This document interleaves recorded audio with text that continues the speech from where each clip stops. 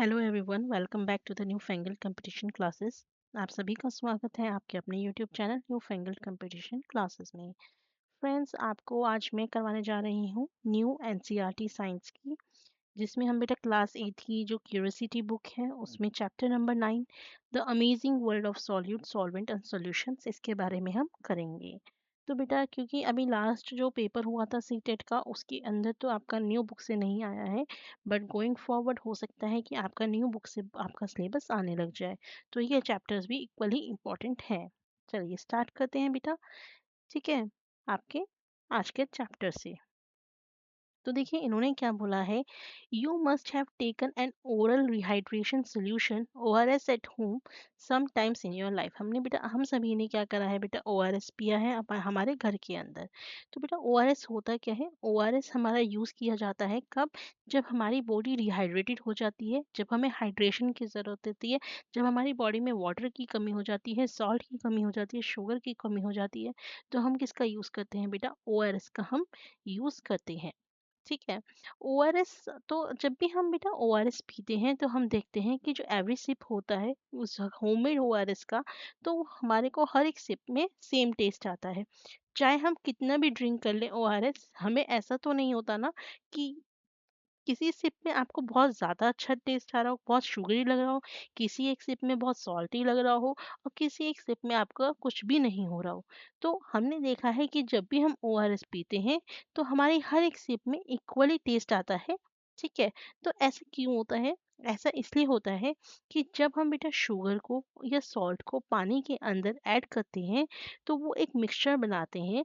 ऐसा मिक्सचर जिसमें हमारे जो कंपोनेंट्स होते हैं, कंपोनेंट्स मतलब शुगर और सॉल्ट, ये कंपोनेंट्स है, ये बेटा हमारे इक्वली इवनली डिस्ट्रीब्यूट हो जाते हैं पानी के अंदर।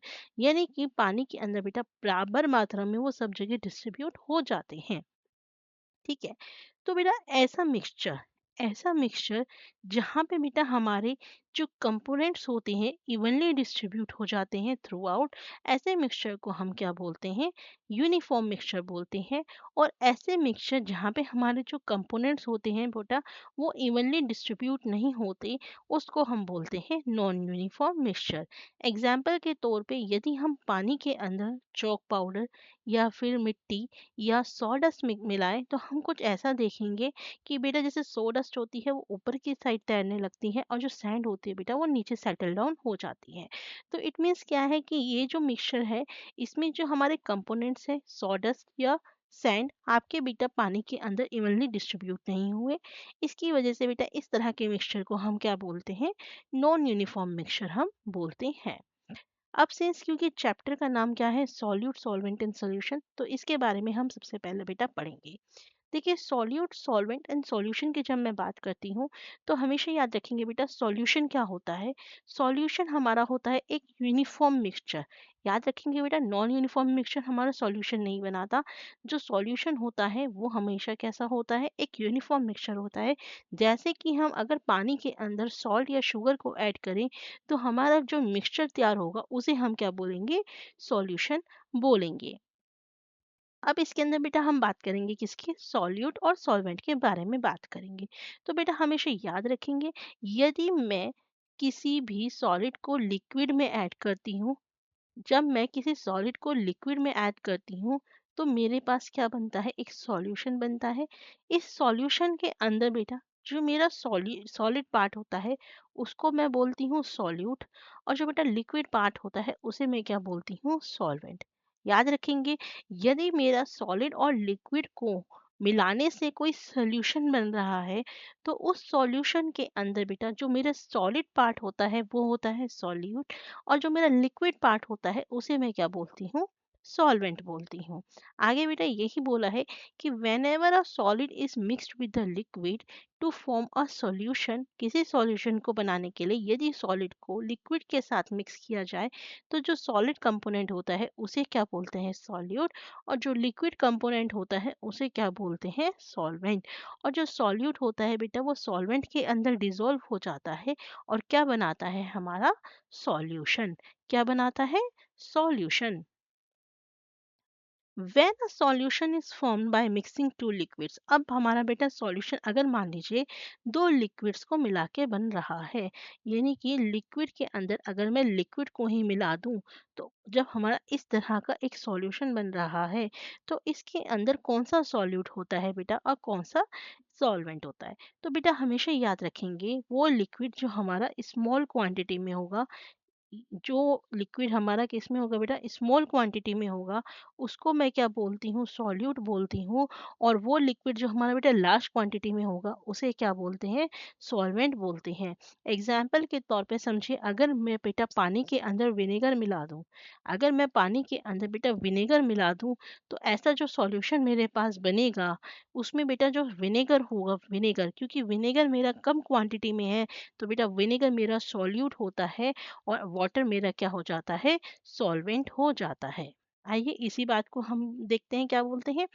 When a solution is formed by mixing two liquids, दो मिक्स अगर दो लिक्विड को मिक्स करके हमारा कोई सोल्यूशन बनाया जाता है, तो उसमें हमें ये क्लियर नहीं होता बेटा कौन सा सब्सटेंस किसके अंदर डिसॉल्व हो रहा है।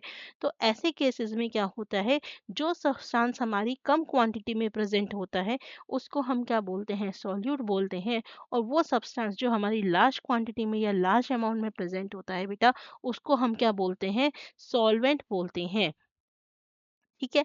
अब बेटा हमेशा याद रखेंगे, जैसे कि पानी जो होता है वो एक सॉल्वेंट की तरह काम करता है, तो ऐसे सॉल्यूशंस को हम क्या बोलते हैं, लिक्विड सॉल्यूशंस बोलते हैं। और जो गैसेस होती हैं बेटा, वो भी हमारा सॉल्यूशन बनाती हैं, और ऐसे सॉल्यूशन को हम क्या बोलते हैं बेटा, गैसियस सॉल्यूशन बोलते हैं। गैसियस सॉल्यूशन का बेटा हमारा एग्जाम्पल रहता है एयर। क्या रहता है, एयर। अब आपको पता है बेटा, एयर के अंदर क्या होता है बेटा, 98% क्या, 78% हमारी क्या होती है, नाइट्रोजन गैस होती हैं। और बाकी की जो 21% होती हैं बेटा, वो अदर गैसेस होती हैं। तो इस केस में बेटा जो सबसे ज़्यादा अमाउंट में हमारी प्रेजेंट है, वो क्या है, नाइट्रोजन गैस। तो जो नाइट्रोजन गैस होती है बेटा, वो सॉल्वेंट का काम करती है। जो बाकी की गैसेस होती हैं बेटा, वो किसका काम करती हैं, सॉल्यूट का काम करती हैं। तो इन्होंने आगे यही बोला है, एयर क्या है बेटा, गैसियस सॉल्यूशन है। क्योंकि नाइट्रोजन हमारी सबसे ज़्यादा अमाउंट में प्रेजेंट होती है एयर में, तो उसको बेटा सॉल्वेंट कंसिडर किया जाता है। बाकी की जो गैसेस होती हैं, जैसे कि ऑक्सीजन, आर्गन, कार्बन डाइऑक्साइड, और जो बाकी की गैसेस हैं बेटा, उनको हम क्या कंसिडर करते हैं, सॉल्यूट्स कंसिडर करते हैं। अब देखिए बेटा, यहाँ पे बहुत से बच्चे कंफ्यूज हो जाते हैं। अगर हमारी बेटा एक चाशनी बनाई जा रही है, शुगर सिरप, आप सभी को पता है बेटा, शुगर सिरप कैसे बनता है, शुगर को वाटर में मिलाकर, शुगर प्लस वाटर के अंदर जब हमारा बनता है, तो उससे क्या मिलता है, शुगर सिरप। तो इस केस में क्या होता है बेटा, हमारी जो शुगर की क्वांटिटी होती है, वो कैसी होती है, लार्ज होती है। ठीक है। और वाटर की क्वांटिटी क्या होती है, स्मॉल। तो बच्चे अक्सर कंफ्यूज हो जाते हैं, इसके अंदर कौन सा सॉल्वेंट होगा, कौन सा सॉल्यूट होगा। तो बेटा हमेशा याद रखिए, देखिए शुगर और वाटर, ये किसका कॉम्बिनेशन है, सॉलिड, सॉलिड प्लस लिक्विड का कॉम्बिनेशन है। तो इररिस्पेक्टिव ऑफ कि बेटा शुगर कितनी क्वांटिटी में है, वाटर कितनी क्वांटिटी में है, अगर वो हमारा सॉलिड प्लस लिक्विड का सॉल्यूशन बन रहा है, तो बेटा जो सॉलिड होगा वो हमेशा क्या रहेगा, वो हमेशा सॉल्यूट रहेगा।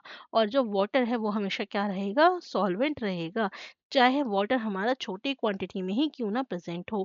केवल बेटा लिक्विड लिक्विड के केस में हम चेक करते हैं, जो लिक्विड लिक्विड का केस होता है, उसी के अंदर हम ये चेक करते हैं कि कौन सा ज़्यादा क्वांटिटी में प्रेजेंट है, कौन सा कम क्वांटिटी में प्रेजेंट है।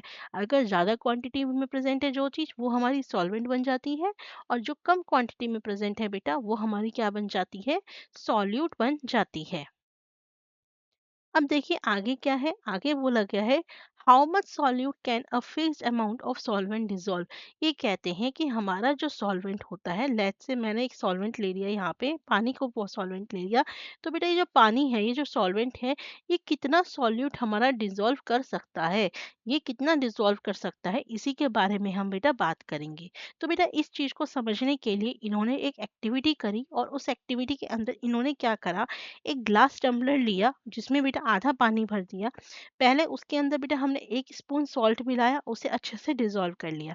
फिर हमने 1 स्पून और सॉल्ट उसके अंदर डिसॉल्व करा, तो वो भी डिसॉल्व हो गया। ऐसे करके हमने बेटा 3-4 और हमने करे। और हमने ये एक्टिविटी जब तक परफॉर्म करी, जब तक क्या हुआ, जब तक कि उसके अंदर बेटा हमारा सॉल्ट डिसॉल्व होना बंद नहीं हो गया। तो हमने बेटा इनिशियली देखा कि जो सॉल्ट था कंप्लीटली डिसॉल्व हो गया पानी के अंदर और सॉल्यूशन बनाता है। लेकिन जब हमने कुछ और स्पून सॉल्ट के मिलाए तो उसके बाद एक स्टेज ऐसी आई कि जब हमने उसके अंदर बेटा और सॉल्ट मिलाया तो वो कंप्लीटली डिसॉल्व नहीं हुआ और जो अनडिसॉल्व सॉल्ट था वो क्या हुआ बेटा हमारा बॉटम पे सेटल डाउन हो गया। इससे हमें क्या पता चलता है, इससे हमें ये पता चलता है कि जो पानी है वो और ज़्यादा सॉल्ट को डिसॉल्व नहीं कर सकता। क्यों? क्योंकि पानी के अंदर जो बेटा सॉल्ट को डिसॉल्व करने की जो लिमिट थी वो पहुंच चुकी है, वो रीच हो चुकी है। तो बेटा ऐसा सॉल्यूशन ऐसा सॉल्यूशन जिसके अंदर मैं और सॉल्यूट डिसॉल्व कर सकती हूँ एट अ गिवन टेम्परेचर, यानी कि मैं टेम्परेचर चेंज नहीं कर रही, अभी मेरा पानी का टेम्परेचर या सॉल्वेंट का टेम्परेचर वही है, सेम है, जो मेरा फर्स्ट स्पून पे था वही टेम्परेचर मेरा 10th स्पून पर भी है। तो एक ऐसा सॉल्यूशन बेटा जिसके अंदर किसी गिवन टेम्परेचर पे मैं और सॉल्यूट ऐड कर सकती हूँ उसे बोलते हैं अनसैचुरेटेड सॉल्यूशन। हालांकि अगर मेरा जो सॉल्यूट है डिसॉल्व होना बंद हो गया उस पर्टिकुलर टेम्परेचर पे, इसका मतलब वो उसने अपनी जो लिमिट है वो रीच कर ली है। तो ऐसा जो सॉल्यूशन होता है बेटा उसे क्या बोलते हैं? Saturated solution. क्या बोलते हैं? Saturated solution. तो अनसैचुरेटेड सॉल्यूशन क्या है? अनसैचुरेटेड सॉल्यूशन वो सॉल्यूशन होता है जिसके अंदर मैं और भी ज्यादा सॉल्यूट ऐड कर सकती हूँ एट दैट टेम्परेचर। और सैचुरेटेड सॉल्यूशन क्या होता है? सैचुरेटेड सॉल्यूशन बेटा मेरा वो सॉल्यूशन होता है जिसके अंदर मैं और ज्यादा सॉल्यूट आपका डिसॉल्व नहीं कर सकती, उसकी जो लिमिट है बेटा, सॉल्वेंट की जो लिमिट है वो रीच हो चुकी है। ठीक है। आगे एक वर्ड आता है बेटा कंसंट्रेशन। कंसंट्रेशन का मतलब क्या होता है? The amount of solute present in the fix quantity of A solution, कि एक फिक्स क्वांटिटी के सॉल्यूशन के अंदर कितना अमाउंट हमारा प्रेजेंट है उसी को क्या बोलते हैं? कंसंट्रेशन बोलते हैं। कि जैसे 10 ml पानी के अंदर 1 चम्मच शुगर है तो वो क्या है? कंसंट्रेशन है। अगर depending upon the amount of solute present in the fix quantity of solution, यदि मैं बेटा एक 10 ml का पानी ले लूं, 10 ml, ये फिक्स क्वांटिटी हो गई सॉल्यूशन की, यानी कि सॉल्वेंट की। अब इसमें कितना मैं सॉल्यूट मिला सकती हूँ, मतलब कितना मैं मिला रही हूँ, इसके बेसिस पे मुझे ये पता चलता है बेटा कि जो हमारा सॉल्यूशन है वो कैसा है। क्या वो मेरा डाइल्यूट सॉल्यूशन है या मेरा कंसंट्रेटेड सॉल्यूशन है? जो डाइल्यूट सॉल्यूशन में क्या होता है बेटा, हमारा कम अमाउंट का सॉल्यूट होता है, let's say one one spoon salt हो सकती है। और जो कंसंट्रेशन सॉल्यूशन हो सकता है उसके अंदर क्या हो बेटा, सेम 10 ml के पानी के अंदर 6 स्पून क्या होगी? कंसंट्रेशन आपकी हो सकती है। तो याद रखेंगे बेटा डाइल्यूट सॉल्यूशन और जो कंसंट्रेटेड सॉल्यूशन है ये क्या है बेटा? रिलेटिव टर्म है। जब हम एक दूसरे से कंपेयर कर रहे हैं तभी हम बता सकते हैं कौन सा डाइल्यूट है, कौन सा आपका आपका क्या है? कंसंट्रेटेड है। ठीक है। आगे बोलते हैं the solution obtained by dissolving 1 spoon of salt. एक सॉल्यूशन जो हमें बेटा 1 चम्मच सॉल्ट मिला के मिल रहा है वो डाइल्यूट होता है as compare to that obtained by dissolving 2 और मोर स्पून ऑफ सॉल्ट। किसके कंपैरिजन में? यदि हम उसी उतने ही ml पानी के अंदर दो या दो से ज्यादा जो सॉल्ट है बेटा वो डिसॉल्व करते हैं। ठीक। एक वर्ड आता है बेटा सॉल्युबिलिटी। सॉल्युबिलिटी क्या होता है? कि maximum amount of solute that dissolve in a fix quantity of solvent. एक सॉल्वेंट की जो फिक्स क्वांटिटी है उसके अंदर मैं ज्यादा से ज्यादा कितना सॉल्यूट डिसॉल्व कर सकती हूँ। दिस इज द प्रॉपर्टी बेटा। ये क्या है? सॉल्युबिलिटी हमारी प्रॉपर्टी होती है। सॉल्युबिलिटी प्रॉपर्टी क्या कहती है? कि मैं कितने आपके बेटे सॉल्वेंट के अंदर मैं ज्यादा से ज्यादा कितना सॉल्यूट डिसॉल्व कर सकती हूँ उस फिक्स क्वांटिटी के अंदर, वही उसकी क्या होती है? सॉल्युबिलिटी होती है। तो अभी तक हमने क्या पढ़ा? सॉल्यूट क्या होता है, सॉल्वेंट क्या होता है, सॉल्यूशन क्या होता है, सैचुरेटेड सॉल्यूशन क्या होता है, अनसैचुरेटेड सॉल्यूशन क्या होता है, कंसंट्रेशन क्या होता है, डाइल्यूट क्या होता है। ठीक है। और अभी हमने पढ़ा बेटे सॉल्युबिलिटी क्या होती है। अभी हमने एक वर्ड पढ़ा था जब हम बेटा सैचुरेटेड अनसैचुरेटेड पढ़ रहे थे, कि that at particular given temperature, उस पर्टिकुलर टेम्परेचर पे यदि मेरा सॉल्यूट मैं ऐड कर पा रही हूँ तो वो मेरा क्या है? आपका अनसैचुरेटेड है। और अगर मैं नहीं ऐड कर पा रही हूँ और सॉल्यूट तो वो कैसा है बेटा? सैचुरेटेड है। तो अब हमें ये जानना है कि भाई किसी भी क्या टेम्परेचर हमारा सॉल्यूट की सॉल्युबिलिटी को अफेक्ट करता है? कहने का मतलब क्या है, यदि मैं सॉल्वेंट का टेम्परेचर बढ़ा दूं तो क्या उससे मेरा जो सॉल्यूट है उसकी सॉल्युबिलिटी पे इफेक्ट पड़ेगा? कैसे? तो क्या मैं टेम्परेचर बढ़ा दूं तो क्या मैं उसमें और ज़्यादा सॉल्यूट ऐड कर सकती हूँ? क्योंकि सॉल्युबिलिटी क्या है कि मैं कितने मैक्सिमम अमाउंट ऑफ सॉल्यूट उसमें ऐड कर सकती हूँ, दैट इज द सॉल्युबिलिटी। ठीक है, तो बेटा ये चेक करने के लिए हमने क्या करा कि हमने एक वाटर लिया ग्लास के अंदर, 50 ml उसके अंदर पानी था बीकर, और बेटा उसका टेम्परेचर मेजर करा। लेट्स से उसका भी टेम्परेचर क्या था, 20 डिग्री सेल्सियस। अब उसके अंदर बेटा हमने 1 स्पून बेकिंग सोडा मिलाया जब तक कि वो डिजोल्व ना हो जाए। फिर उसके अंदर हमने बेटा और बेकिंग सोडा मिलाया, और जब तक मिलाते रहे जब तक कि हमें बेटा बाद में क्या हुआ, हमें बेटा उसके बाद में जो आपका कुछ बेकिंग सोडा है वो डिज़ोल्व अनडिज़ोल्व रहना शुरू नहीं हो गया। ठीक है, अब हमने क्या करा, अब जो बेटा कंटेंट था, वो जो सॉल्यूशन था पहले 20 डिग्री सेल्सियस पे था। अब हमने उसका सॉल्वेंट का जो टेम्परेचर बेटा सॉल्यूशन का टेम्परेचर बढ़ा के 50 डिग्री सेल्सियस कर दिया। तो जब हमने 50 डिग्री सेल्सियस किया तो हमने क्या देखा, हमने ये देखा कि जो अनडिजोल्व बेकिंग सोडा था जो नीचे सेटल डाउन हो गया था बेटा, अब वो भी कैसा हो गया, वो भी मेरा डिजोल्व हो गया। मोर ओवर हम उसके अंदर अब और भी ज्यादा बेकिंग सोडा मिला पा रहे हैं while steering at this temperature. जब तक कि फिर हम ऐसी एक्टिविटी परफॉर्म करते रहेंगे जब तक कि कुछ सॉलिड बेकिंग सोडा बेटा अनडिजोल्व ना रह जाए। अब अगेन जो हमारे पास ये सॉल्यूशन बचा उसका बेटा हमने फिर टेम्परेचर बढ़ाया, और अब की बार टेम्परेचर क्या कर दिया, 70 डिग्री सेल्सियस कर दिया। तो हमने देखा कि अब की बार भी क्या हुआ, जो अनडिजोल्व बेकिंग सोडा था वो भी क्या हो गया बेटा, डिजोल्व हो गया। तो इस एक्टिविटी से हमें क्या पता चलता है कि जो वाटर हमारा 70 डिग्री सेल्सियस पे था उसके अंदर बेटा हमने ज़्यादा बेकिंग सोडा मिला पाए किसके कंपैरिजन में, जो वाटर हमारा 50 डिग्री सेल्सियस पे था। और जो अमाउंट ऑफ बेकिंग सोडा बेटा हमारा 20 डिग्री सेल्सियस पे था वो इससे भी ज़्यादा कम था। यानी कि सबसे ज़्यादा हमें किस पे मिला baking soda dissolve, 70 degree Celsius पे, और सबसे ज़्यादा कम किस में मिला, 20 डिग्री सेल्सियस पे। It has been found that for most of the substances, ऐसा पाया जाता है कि ज़्यादातर सब्सटेंसेस के लिए जो सॉल्युबिलिटी होती है वो क्या होती है बेटा, इंक्रीज होती है टेम्परेचर के इंक्रीज करने पे। यानी कि यदि हम सॉल्वेंट का टेम्परेचर को बढ़ा दें या सॉल्यूशन के जो टेम्परेचर है उसे अगर हम बढ़ा दें तो उसकी जो सॉल्युबिलिटी है यानी कि सॉल्यूट को ऐड करने की जो कैपेबिलिटी है वो भी क्या हो जाती है, बढ़ जाती है। तो हम ये बोल सकते हैं कि एक सैचुरेटेड सॉल्यूशन पर्टिकुलर टेम्परेचर पे बिहेव करता है एक अनसैचुरेटेड सॉल्यूशन के तरह अगर उसका टेम्परेचर बढ़ा दिया जाए। तो इस लाइन का मतलब क्या है, यहाँ पे बच्चे कंफ्यूज हो जाते हैं, समझिए। देखिए, मान लीजिए ये वाटर है, ठीक है। अभी इस वाटर में मैं बेटा 5 स्पून मैक्सिमम मैं इसके अंदर सॉल्ट मिला सकती हूँ। अब मैंने इसमें 5 स्पून सॉल्ट मिला दिया, तो अब ये कैसा हो गया बेटा, सैचुरेटेड सॉल्यूशन हो गया, सैचुरेटेड सॉल्यूशन हो गया। ठीक है, लेट्स से 20 डिग्री सेल्सियस पे, 20 डिग्री सेल्सियस पे बेटा ये क्या है, सैचुरेटेड सॉल्यूशन है।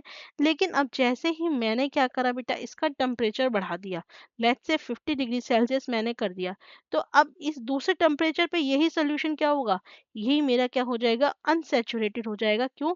क्योंकि अब जब मैंने टेम्परेचर बढ़ा दिया तो क्या हुआ बेटा, अब मैं इसके अंदर 6 स्पून, 7 स्पून, 8 स्पून शुगर भी इसके अंदर ऐड कर सकती हूँ। तो ये यही कहते हैं कि एक सैचुरेटेड सॉल्यूशन पर्टिकुलर टेम्परेचर पे बिहेव करता है एक अनसैचुरेटेड सॉल्यूशन की तरह अगर हम उसका टेम्परेचर क्या करें, बढ़ा दें।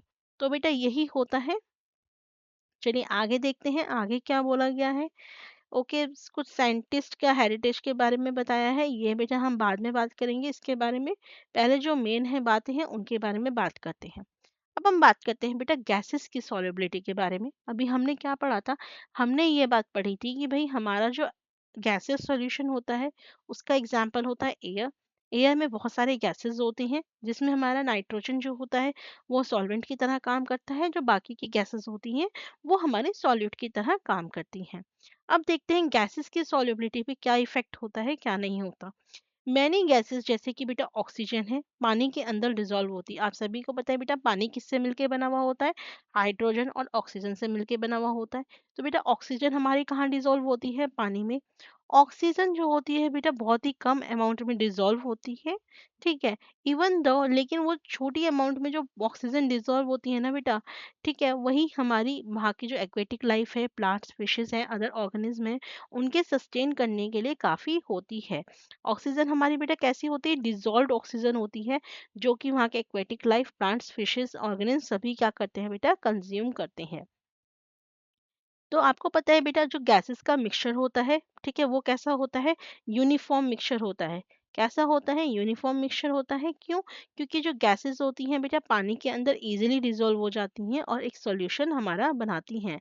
अब बात करते हैं, हमने ऊपर देखा था जो टेम्परेचर होता है, अगर टेम्परेचर से बेटा आपकी और चीज़ों की सॉल्युबिलिटी पे तो इफेक्ट पड़ता है, क्या गैसेस की जो सॉल्युबिलिटी है उस पे भी इफेक्ट पड़ता है? देखो अभी ऊपर क्या था, हमने जब लिक्विड का टेम्परेचर बढ़ाया तो जो हम सॉल्यूट थे यानी कि जो सॉलिड थे हम ज्यादा मिला पा रहे थे।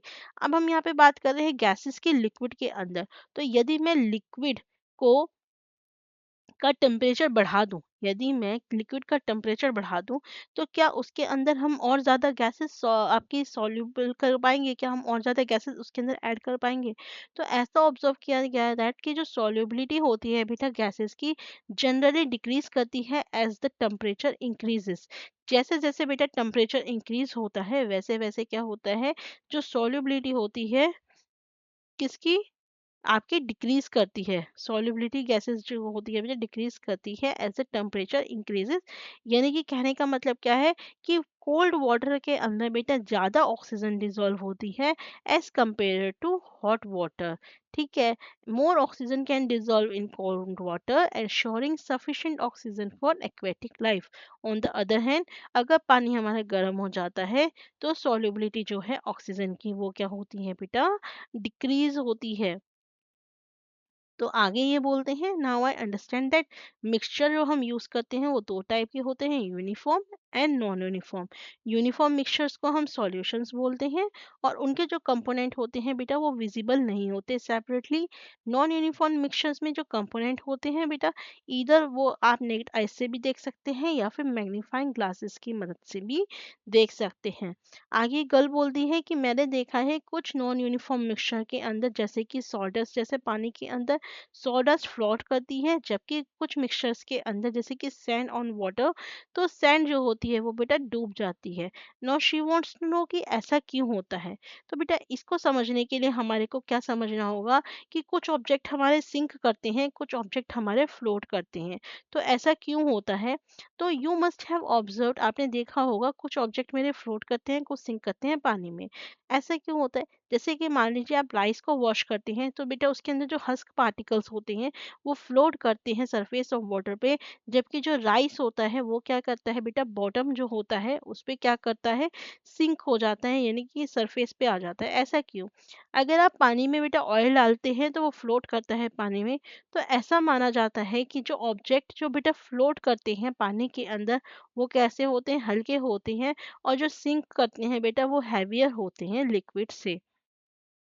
अगर बेटा मैं बात करूं एक वुडन स्टिक की और एक आयरन रोड की, दोनों ही सेम साइज की हैं, तो आप देखेंगे जो आयरन रोड होती है वो ज़्यादा हैवियर होती है। जब हम बात करते हैं बेटा आयरन रोड हैवियर होती है वुड से, तो हम किसकी बात कर रहे हैं? बेसिकली हम एक स्पेशल प्रॉपर्टी की बात कर रहे हैं जिसे हम क्या बोलते हैं, डेंसिटी। क्या बोलते हैं? डेंसिटी, जो हमें ये बताता है कि बेटा हमारा कोई भी जो ऑब्जेक्ट है वो कितना हैवी है। तो density of a substance is not only the factor that decides whether it will, सिर्फ डेंसिटी ही एक फैक्टर नहीं होता जो ये डिसाइड करता है कि वो फ्लोट करेगा या सिंक करेगा। लेकिन आज हम इस चैप्टर में बेटा सबसे पहले हम बात करेंगे किसके बारे में, डेंसिटी के बारे में, ठीक है। डेंसिटी क्या होती है? इमेजिन अ क्राउडेड बस। अब एक बस आपने कहा है कि एक मान लीजिए एक बस है, ठीक है। अब इस बस के अंदर मान लो, ठीक है, अब ये कहते हैं एक एक क्राउडेड बस को इमेजिन किए जहाँ पे बहुत सारे लोग एक साथ इकट्ठा हुए, ठीक है। ये किसका एग्जाम्पल है बेटा? हाई डेंसिटी का। अगर मान लो एक बस है, इसमें अगर बेटा 50 लोग हैं, हाई डेंसिटी है। और इसी बस के अंदर बेटा अगर मेरे 10 लोग हैं तो क्या है बेटा, वो लो डेंसिटी है। यानी कि एक एरिया में कितना ज़्यादा से ज़्यादा चीज़ें हैं, उससे हमें ये पता चलता है कि वो डेंस एरिया है या फिर वो कैसा है, डेंस एरिया नहीं है। उसी तरीके से आगे एग्जांपल बोलते हैं, मान लो एक फॉरेस्ट है जहाँ पे पेड़ पौधे बेटा बहुत पास पास उगे हुए हैं, ऐसे फॉरेस्ट को हम क्या बोलते हैं, डेंस फॉरेस्ट बोलते हैं। और अगर पेड़ पौधे बेटा हमारे दूर दूर है, इस एग्जाम्पल यहाँ पे ऐसे दूर दूर है, तो ऐसे को हम क्या बोलते हैं, लेंस डेंस बोलते हैं। लेकिन साइंस में हम बेटा डेंसिटी का मतलब ऐसे नहीं एक्सप्लेन करते। डेंसिटी हम कैसे एक्सप्लेन करते हैं, डेंसिटी को हम ऐसे एक्सप्लेन करते हैं, देखिए मैटर क्या होता है, मैटर कोई भी ऐसी चीज जिसके अंदर बेटा मास होता है और वो स्पेस लेती है, उसको हम क्या बोलते हैं, मैटर बोलते हैं। ये तो आपको पता है मैटर क्या होता है। मैटर वो कोई भी चीज जिसका क्या होता है, वजन होता है, मास होता है, और अगर वो स्पेस लेती है तो उसको हम क्या बोलते हैं, मैटर बोलते हैं। तो डेंसिटी क्या होता है, डेंसिटी होता है कि भाई किसी भी सब्सटेंस के अंदर कितने वॉल्यूम में कितना मास प्रेजेंट है, वो उसकी डेंसिटी है। फॉर एग्जाम्पल, अगर मैं बेटा इस पाइप की बात करूं, ठीक है, इस पाइप की बात करूं, और मैं अगर इतने हिस्से की बात करूं, ठीक है, इस ये क्या है, वॉल्यूम, वॉल्यूम क्या है, स्पेस, वॉल्यूम क्या है, स्पेस। यानी कि इस स्पेस के अंदर मेरा कितने पार्टिकल्स प्रेजेंट हैं, यानी कि कितना इसका वजन है, इतने स्पेस के अंदर मेरा इसका कितना वजन है, उससे मुझे ये पता चलता है बेटा कि इसकी डेंसिटी क्या है। तो डेंसिटी का फॉर्मूला क्या होता है, density is equal to mass upon volume. ठीक है, आगे बोलते हैं डेंसिटी बेटा किससे आपकी निर्भर नहीं करती, डेंसिटी बेटा शेप या साइज पर निर्भर नहीं करती, शेप या साइज से इंडिपेंडेंट रहती है।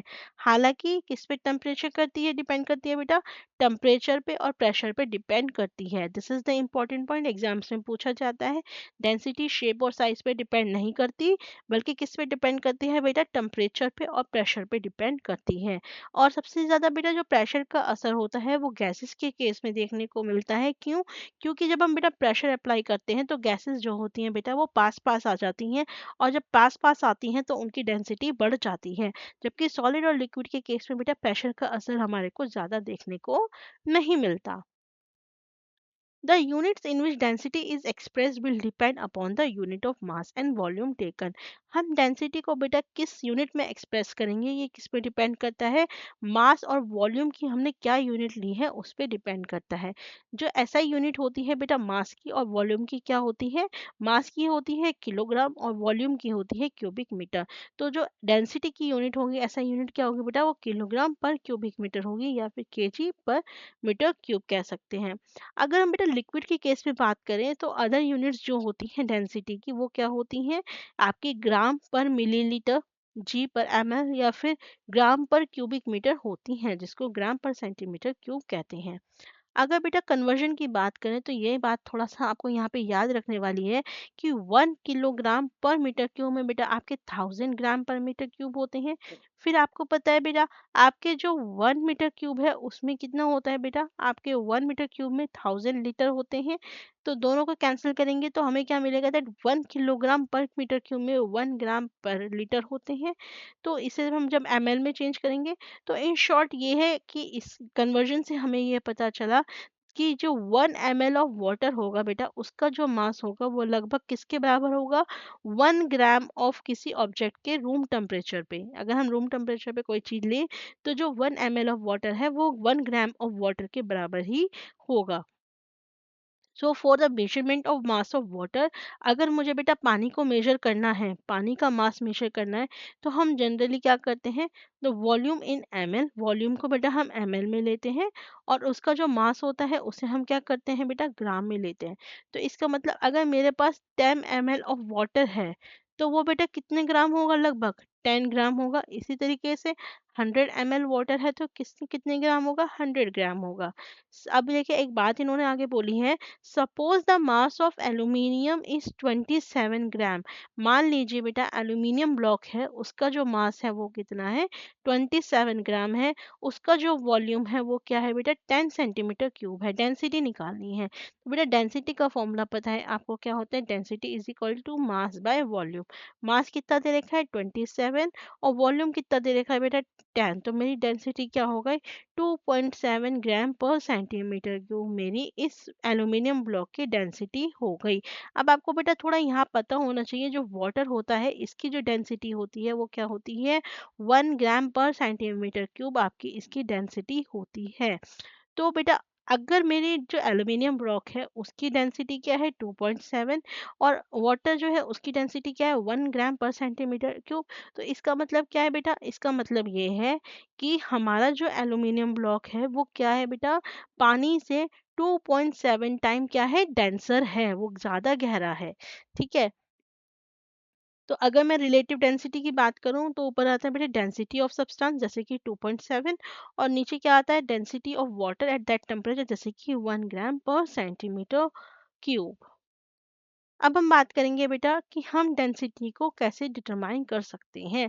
अगर हमें डेंसिटी निकालनी हो तो हम कैसे निकालेंगे, तो density of an object can be determined by measuring mass of volume. अब आपको पता है बेटा डेंसिटी निकालने के लिए मुझे क्या चाहिए, मास चाहिए और वॉल्यूम चाहिए। अब हम बात करते हैं कि बेटा अब हमें मास कैसे मिलेगा किसी भी चीज का, अगर मुझे मास निकालना है तो मुझे मास कैसे मिलेगा। तो मेजर करने के लिए मास को पहले ये समझना चाहिए बेटा आपको मास होता क्या है। Mass is the quantity of matter present in any object. मान लीजिए ये ऑब्जेक्ट है, ये ऑब्जेक्ट है, इस ऑब्जेक्ट के अंदर बेटा कितनी क्वांटिटी प्रेजेंट है वो उसका मास है। एक माचिस की डिब्बी है, उस माचिस की डिब्बी में बेटा 100 तिल्लियां हैं, 100 तिल्लियां हैं, 100 स्टिक है, मैच स्टिक है, तो वो क्या बता रहा है कि वो उसका क्या है, मास है। द इंस्ट्रूमेंट, जो बेटा हम वेट नापते हैं ना, लाइक से 1 kg, 2 kg, 500 gram, 200 gram, that is the mass, कि वो जो ऑब्जेक्ट है उसके अंदर कितना क्वांटिटी ऑफ मैटर प्रेजेंट है वो मेरा मास होता है। और बेटा हमें मास निकालना हो तो हम किस ऑब्जेक्ट का यूज करते हैं, मेजर करना हो तो हम बैलेंस का यूज करते हैं। जिस तरीके से होता है ना बेटा, इस तरीके से जो हमारा बैलेंस होता है, तराजू जो बोलते हैं हिंदी में, जो तराजू होता है बेटा उसका यूज कर सकते हैं, या फिर आजकल किसका यूज करते हैं बेटा, डिजिटल वेइंग बैलेंस का यूज करते हैं अगर हमें किसी भी चीज का मास निकालना हो। ठीक है, जैसे आपने देखा होगा बेटा, हम यहाँ पे क्या करते हैं, डिजिटल वेइंग बैलेंस का यूज करके हम किसी भी ऑब्जेक्ट का क्या कर सकते हैं बेटा, मास को निकाल सकते हैं। हमें यहाँ पे बेटा पता चल जाता है इस ऑब्जेक्ट का मास कितना है।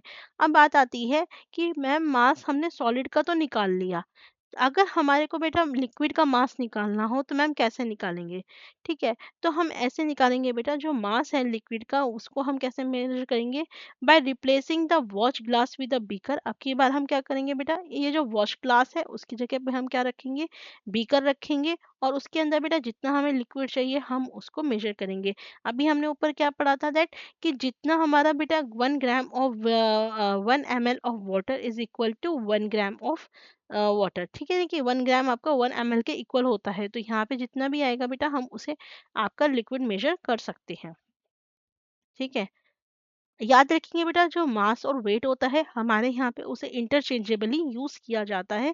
वैसे मास क्या होता है, क्वांटिटी ऑफ सब्सटेंस, किसी ऑब्जेक्ट के अंदर कितना क्वांटिटी प्रेजेंट है, जबकि वेट क्या होता है, वेट वो फोर्स होता है जिससे कि अर्थ जो होती है बेटा किसी भी सब्सटेंस को अपनी तरफ खींचती है। अर्थ किसी भी सब्सटेंस को अपनी तरफ कितने फोर्स के साथ खींचती है, वही उसका क्या होता है, वेट होता है। याद रखेंगे बेटा जो वेट होता है वो किसमें मेजर होता है, न्यूटन्स में मेजर होता है, और जो मास होता है वो ग्राम और किलोग्राम के अंदर मेजर होता है। करेक्ट। अब हमने ये तो जान लिया कि मैम हम मास तो चलो मेजर कर लेंगे, अब हमारे पास बात आती है कि मैम वॉल्यूम कैसे मेजर करेंगे। तो बेटा वॉल्यूम मेजर करने के लिए देखिए हमारे पास दो चीजें हैं। तो देखो वॉल्यूम हमारा किस चीज का हो सकता है, वॉल्यूम हमारा किसी सॉलिड चीज का हो सकता है, या फिर वॉल्यूम हमारा किसका हो सकता है, लिक्विड चीज का हो सकता है। करेक्ट। अगर मेरे को बेटा लिक्विड चीज का वॉल्यूम मेजर करना हो तो मैं कैसे करूंगी, पहले तो ये समझिए कि वॉल्यूम होता क्या है। Volume is the space occupied by an object. एक ऑब्जेक्ट के द्वारा कितना स्पेस लिया गया है उसको हम वॉल्यूम बोलते हैं। एक ऑब्जेक्ट के द्वारा कितना स्पेस लिया गया है उसे हम वॉल्यूम बोलते हैं। एग्जाम्पल के तौर पे समझिए ये ब्रिक है, ठीक है, ये ब्रिक है मेरी, ठीक, ये ब्रिक मेरी 1 kg की है, ये ब्रिक कितनी है 1 kg की है। तो इसका मास क्या है, इसका मास मेरा 1 kg है, और इसकी बेटा लेंथ मान लो क्या है, ये 5 है, ये 10 है। यार ये 5 है, ये 10 है। तो बेटा इसने कितना स्पेस लिया, लेंथ इंटू ब्रेथ, ठीक है। तो कितना हुआ 5 इंटू 10 यानी कि 50। तो बेटा ये जो 50 एरिया है, 50 सेंटीमीटर क्यूब, या चलो एक और आप ले लो 1, ठीक है। तो ये क्या है बेटा, 50 सेंटीमीटर क्यूब क्या है, इसका वॉल्यूम, यानी कि इसने कितनी जगह वो घेरी वो उसका वॉल्यूम बताता है। और इसके अंदर कितना वजन है वो क्या बताता है, मास बताता है। तो वॉल्यूम क्या होता है कि किसी भी जो ऑब्जेक्ट है उसने कितना स्पेस लिया है वो हमारा वॉल्यूम बताता है। वॉल्यूम की एसआई यूनिट क्या होती है, क्यूबिक मीटर यानी कि मीटर क्यूब होती है। It is the volume of a cube whose each side is 1 metre in length. जैसे आपको पता है बेटा, वॉल्यूम किसी भी क्यूब का क्या होता है, 1 मीटर। अगर मान लो एक साइड है इसकी क्या है, 1 मीटर की है, तो 1 मीटर क्यूब उसका क्या हो जाएगा बेटा, वॉल्यूम हो जाएगा। Volume of smaller object is conveniently, जो हमारे बेटा छोटे छोटे ऑब्जेक्ट होते हैं उनका जो वॉल्यूम है हम डेसीमीटर क्यूब में मेजर करते हैं या फिर सेंटीमीटर क्यूब में मेजर करते हैं। 1 सेंटीमीटर क्यूब को बेटा 1 cc लिखते हैं। Volume of liquid expressed in litres, volume को जो बेटा हम लीटर में एक्सप्रेस करते हैं, जो कि 1 डेसीमीटर क्यूब के बराबर होता है। ठीक, तो ये सब चीज़ें हमें बताई गई हैं। अब बात आती है कि अगर हमें वॉल्यूम मेजर करना है तो हम कैसे करेंगे। तो सबसे पहले हम बात करते हैं, अगर मुझे बेटा लिक्विड्स का वॉल्यूम मेजर करना है तो मैं किसका यूज़ करूँगी, मेजरिंग सिलेंडर का यूज़ करूँगी। किसका यूज़ करूँगी, मेजरिंग सिलेंडर का। देखिए this is the measuring cylinder. It is narrow transparent cylindrical container. एक ट्रांसपेरेंट सा सिलिंड्रिकल कंटेनर होता है जिसका एक साइड ओपन होता है और दूसरा साइड क्या होता है, क्लोज होता है। There are marking on the transparent body, इसके ऊपर मार्किंग होती है, ठीक है। और जो इंडिकेट करती है कि आपका जो लिक्विड है उसका वॉल्यूम कितना है। तो बेटा हमें जितना चाहिए हम उतना यहाँ से मेजर कर सकते हैं। जो मेजरिंग सिलेंडर होता है बेटा हमारे पास डिफरेंट डिफरेंट वॉल्यूम में अवेलेबल है। 5 लीटर, 10 लीटर, 25, 50, 100, 250 लीटर में हमारे पास अवेलेबल होता है, ठीक है। सबसे ज्यादा बेटा हमारा जो 10 लीटर ml का होता है उसको सबसे ज्यादा यूज किया जाता है। नाउ अब हमारा बेटा आता है कि कोई देखो, अब एक बात आती है कि कोई जो मेजरिंग सिलेंडर है वो मैक्सिमम और मिनिमम कितना वॉल्यूम मेजर कर सकता है। तो बेटा वो मैक्सिमम और मिनिमम कितना मेजर कर सकता है ये एंटायरली डिपेंड करता है कि हमने कितने ml वाला हमने बीकर लिया है, ठीक है। मैक्सिमम अगर मान लो 250 वाला ml का हमने बीकर लिया है तो उसका मैक्सिमम क्या होगा, 250 होगा। अगर हमने 100 ml वाला लिया है तो उसका मैक्सिमम कितना होगा, 100 होगा। उसी तरीके से बेटा हमारा जो स्मॉलेस्ट वॉल्यूम है उसे भी हम कैसे मेजर कर सकते हैं, उसे भी हम ऐसे ही चेक करेंगे। अगर मान लीजिए 10 ml और 20 ml के बीच में 10 स्लॉट्स हैं, ठीक है, 10 ml और 20 ml के बीच में बेटा 10 स्लॉट्स हैं, तो वो मिनिमम कितना मेजर कर सकता है, 0.1 हमारा मेजर कर सकता है, ठीक है। तो the smallest volume that a magical measuring cylinder can measure, वो डिपेंड करता है किस पे, मेजरिंग सिलेंडर की कैपेसिटी पे डिपेंड करता है। यूजुअली क्या होता है बेटा 0.1 ml होता है जो सबसे छोटे वाला हमारा मेजरिंग सिलेंडर होता है, जिसकी कैपेसिटी 10 ml या 25 ml होती है, ठीक है। और 1 ml होता है मेजरिंग सिलेंडर सबसे कम 100 ml वाले के लिए। 100 ml का हम सिलेंडर लेंगे तो बेटा उसका सबसे कम क्या होगा, 1 ml, सबसे ज्यादा कितना होगा, 100 ml। और अगर हम 250 ml वाला मेजरिंग सिलेंडर लेंगे तो बेटा उसका मिनिमम क्या होगा, 2 ml, और मैक्सिमम कितना होगा, 250 ml होगा। अगर हम 500 ml वाला सिलेंडर लेंगे तो बेटा मैक्सिमम कितना होगा, 500 ml, और स्मॉलेस्ट यूनिट क्या होगी, 5 ml में मेजर कर सकती हूँ। अब मान लो अगर मुझे 70 ml ऑफ वाटर चाहिए, अगर मुझे मेजर करना है 70 ml वाटर, तो हम बेटा 50 ml वाला सिलेंडर मेजर करेंगे। It would not be possible to measure 70 ml of water in one step. तो ये पॉसिबल नहीं है, तो कि हम क्या करें, देखिए अगर मुझे क्या करना है, अगर मुझे 50 ml, अगर मुझे 70 ml का पानी मेजर करना है, तो हम बेटा अगर मैं 50 ml वाला सिलेंडर लूंगी तो मेरे लिए एक एक बारी में 70 ml कैलकुलेट करना पॉसिबल नहीं होगा, ठीक है। पहले मुझे 50 ml कैलकुलेट करना पड़ेगा, फिर 20 ml करना पड़ेगा। तो इसमें क्या है बेटा, एक से ज़्यादा स्टेप हो गए।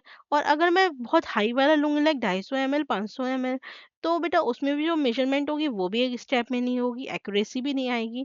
तो इसलिए हम क्या करते हैं बेटा, हम ज़्यादातर 100 ml वाला मेजरिंग सिलेंडर को यूज़ करते हैं। तो अगर मैं 100 ml वाला लूँगी तो बेटा 70 ml मुझे आपको एक बारी में ही मिल जाएगा। तो डिपेंडिंग अपॉन द रिक्वायरमेंट हम ये डिसाइड करते हैं कि हमें कितने ml वाला बेटा मेजरिंग सिलेंडर यूज करना है। अब देखो let us measure 50 ml of water. मान लीजिए अब मुझे क्या करना है, यहाँ पे 50 ml का पानी को मेजर करना है। तो हमने क्या करा, एक क्लीन ड्राई मेजरिंग सिलेंडर लिया फ्लैट सरफेस पे, उसके अंदर बेटा धीरे से पानी डाला सिलेंडर में जितना भी हमें चाहिए।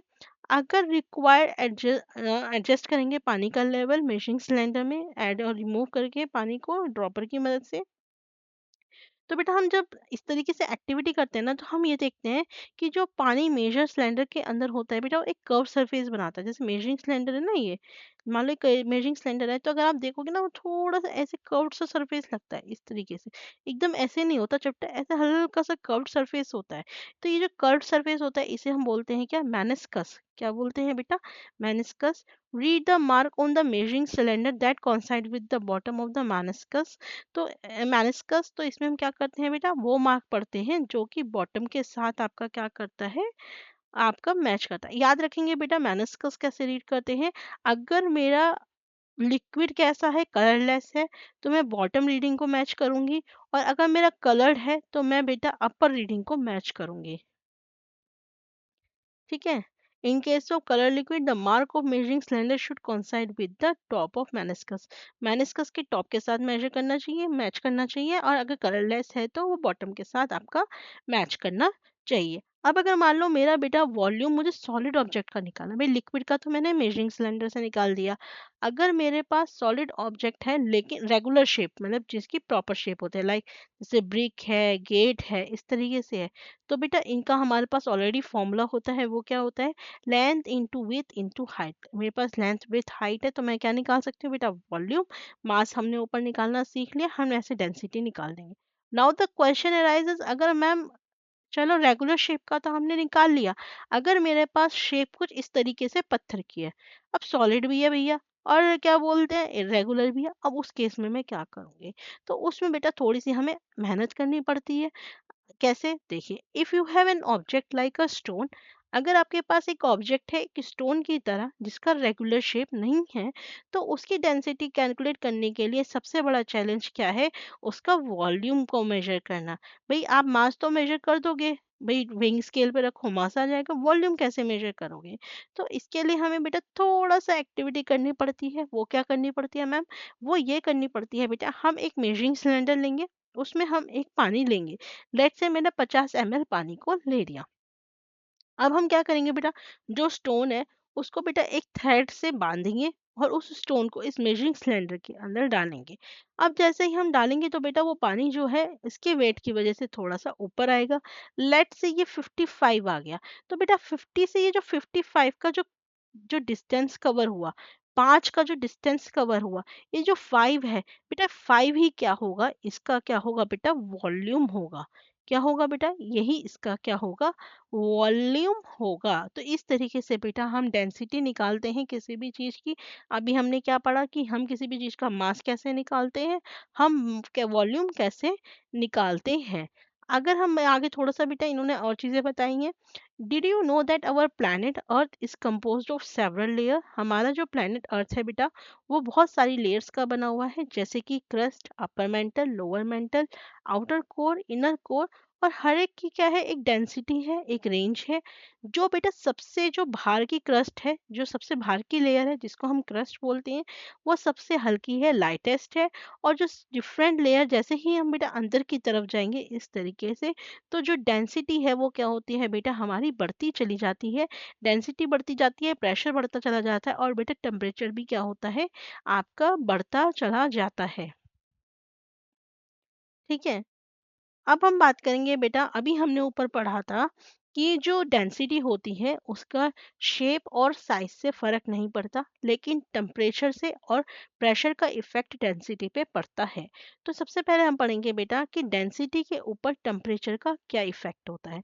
तो देखिए, जो डेंसिटी होती है किसी भी सब्सटेंस की बेटा, वो डिक्रीज होती है जैसे ही हम हीट करते हैं, और इंक्रीज होती है जैसे ही हम कूल करते हैं। देखिए, हमेशा याद रखेंगे, देखो पार्टिकल्स है बेटा, जैसे ही ये पार्टिकल्स है अभी पास पास में है, ठीक, लेकिन जैसे ही मैं इनका टेम्परेचर बढ़ा दूंगी, यानी कि मैं इनको क्या करूंगी बेटा, इसके पार्टिकल्स को हीट करूंगी, तो क्या होगा, इसके जो पार्टिकल्स है बेटा दूर दूर चले जाएंगे, फैल जाएंगे, क्योंकि इनमें बहुत ज्यादा एनर्जी आ जाएगी तो एकदम फैल जाएंगे। अब देखो हमने क्या पढ़ा था, अगर हमारे पार्टिकल्स जो होते हैं वो दूर दूर होते हैं, तो इसका मतलब क्या होता है, वहां की डेंसिटी क्या हो जाती है, कम हो जाती है। जितने पास पास होंगे डेंसिटी ज्यादा होगी, और जितने दूर दूर होंगे डेंसिटी कम होगी। तो कहने का मतलब क्या है, यदि मैं टेम्परेचर बढ़ाती हूँ तो सब्सटेंस की जो डेंसिटी होती है हीट करने पे वो डिक्रीज हो जाती है, और कूल होने पे वो इंक्रीज हो जाती है। ठीक है। As the temperature increases the particles of a substance, चाहे वो सॉलिड हो, लिक्विड हो या गैस हो, वो एक दूसरे से बेटा दूर भागते हैं, स्प्रेड होते हैं, जिसकी वजह से उनका जो वॉल्यूम है वो बढ़ जाता है, लेकिन मास क्या होता है, वो चेंज नहीं होता। तो इसकी वजह से क्या है, देखो देखो मास चेंज नहीं हो रहा, वॉल्यूम बढ़ रहा है। जब देखो density is equal to mass by volume, mass मेरा सेम है, वॉल्यूम मेरा बढ़ रहा है। आपको पता है डेंसिटी और वॉल्यूम का क्या हो गया, इनवर्स रिलेशन हो गया। वॉल्यूम बढ़ रहा है तो डेंसिटी क्या होगी बेटा, घट जाएगी। This explains why hot air moves up as it is less dense. इसी वजह से क्या होता है बेटा, जो हॉट एयर होती है वो ऊपर की तरफ जाती है, क्योंकि वो कम घनत्व होती है, कम डेंस होती है। जो कूल एयर होती है वो नीचे की तरफ आती है, क्योंकि वो ज्यादा डेंस होती है। और इसी प्रिंसिपल पे बेटा हमारा जो हॉट एयर बैलून है वो भी हमारा काम करता है। नाउ द नेक्स्ट इज कि मैम प्रेशर का क्या इफेक्ट पड़ता है। देखो प्रेशर क्या होता है, हमने पढ़ा था कि जो प्रेशर होता है, अगर हम किसी चीज को बेटा देखो दबाएंगे तो चीजें क्या होंगी, वो पास पास आ जाएंगी। और जब हम किसी चीज पे प्रेशर लगाएंगे तो वो पास पास आएंगी, और जब वो पास पास आएंगी तो क्या होगा, आपकी उस चीज की जो डेंसिटी है वो बढ़ जाएगी। तो देखिए सॉलिड और लिक्विड को हम प्रेस नहीं कर सकते, तो इसलिए उसमें कोई फर्क नहीं पड़ता। लेकिन गैसेस के केस में जब हम प्रेशर को बढ़ाते हैं तो उसकी वजह से क्या होता है, पार्टिकल्स एक दूसरे के पास पास आ जाते हैं। As the volume of the gas decreases, तो वॉल्यूम क्या हो गया, पहले वॉल्यूम क्या था, फैला हुआ था, अब वॉल्यूम क्या हो गया, कम हो गया। वॉल्यूम कम होगा तो डेंसिटी क्या होगी, बढ़ जाएगी। लिक्विड के केस में बेटा प्रेशर का बहुत कम इफेक्ट होता है, और जो सॉलिड होते हैं उनके केस में बेटा बिल्कुल इफेक्ट होता ही नहीं है। ठीक है। तो यही आपका बेटा डेंसिटी का इफेक्ट था, प्रेशर का, टेम्परेचर का और उसका। ठीक है। सो बेटा this chapter is all about complete. इसमें बेटा एक और चीज बताई गई है कि हमारा जो आइस होता है बेटा पानी के अंदर तैरता है। देखिए डेंसिटी में हमने नॉर्मली ये चीज पढ़ी है कि किसी भी चीज की डेंसिटी अगर ज्यादा होती है तो वो डूब जाती है, डेंसिटी कम होती है तो वो आपकी तैरती है। जनरली जितने भी सॉलिड्स होते हैं बेटा उनकी जो डेंसिटी होती है वो क्या होती है, पानी की डेंसिटी से ज्यादा होती है, इसलिए वो डूब जाते हैं। तो क्वेश्चन ये आता है कि मैम आइस भी तो हमारा सॉलिड है, तो आइस क्यों नहीं डूबता, आइस पानी के ऊपर तैरता क्यों रहता है। तो बेटा यहाँ पे एक एक्सेप्शन होता है आइस का। ठीक है। उसमें क्या होता है कि जो आइस होता है ना वो सबसे ज्यादा डेंस होता है बेटा 4 डिग्री सेल्सियस पे। 4 डिग्री सेल्सियस पे सबसे ज्यादा डेंस होता है। लेकिन जो बेटा पानी हमारा जो आइस बनता है वो 0 डिग्री सेल्सियस पे बनता है। यानी कि जब वो 4 डिग्री से 0 डिग्री सेल्सियस पे जाता है तो उसकी डेंसिटी क्या होती है बेटा, कम होती चली जाती है। अब क्वेश्चन आता है मैम ऐसा क्यों होता है। तो ऐसा इसलिए होता है क्योंकि बेटा जैसे ही हमारा जो टेम्परेचर है ड्रॉप होता है, आइस में कन्वर्ट होता है, तो उसका जो स्ट्रक्चर होता है, जो पानी का स्ट्रक्चर होता है, उसके अंदर एक चेंज आता है। वो बेटा एक्सपेंशन की प्रॉपर्टी को फॉलो करता है, जिसमें क्या होता है, वो एक स्पेशल सा स्ट्रक्चर बनाता है, हेक्सागोनल टाइप का एक स्ट्रक्चर बनाता है। हेक्सागोनल स्ट्रक्चर बनाने की वजह से उसका जो वॉल्यूम है वो बेटा क्या हो जाता है, बढ़ जाता है। यानी कि पानी जब मेरा इतने पास पास इकट्ठा था, आइस बनने पे अब वो उसके जो पार्टिकल्स हैं वो दूर दूर हो गए। दूर दूर होने का मतलब क्या है, उसका जो वॉल्यूम है वो बढ़ गया। और हमें पता है बेटा यदि हमारा वॉल्यूम बढ़ता है तो डेंसिटी क्या हो जाती है, डिक्रीज हो जाती है। इसी वजह से जो हमारी आइस होती है उसकी जो डेंसिटी होती है वो डिक्रीज हो जाती है एज कंपेरिजन टू वाटर। यही कारण है कि जो हमारी आइस होती है पानी के ऊपर बेटा हमारी फ्लोट करती है। लाइट क्यों, क्योंकि आइस क्या हो जाती है बेटा, लाइटर हो जाती है पानी से। ठीक है।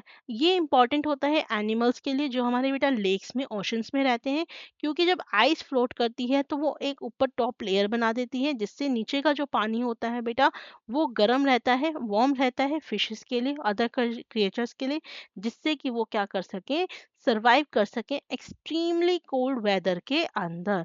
So guys this chapter is completed. ये एक चैप्टर की हमने थ्योरी कंप्लीट कर ली है। अगले चैप्टर नेक्स्ट क्लास के अंदर हम इसके क्या करेंगे बेटा, क्वेश्चंस करेंगे। अगर आपको बेटा वीडियो अच्छी लगी हो, समझ में आई हो, तो हमारे चैनल को लाइक सब्सक्राइब ज़रूर कीजिएगा। मिलेंगे नेक्स्ट वीडियो में आगे के क्वेश्चंस के साथ और नेक्स्ट टॉपिक के साथ। Thank you.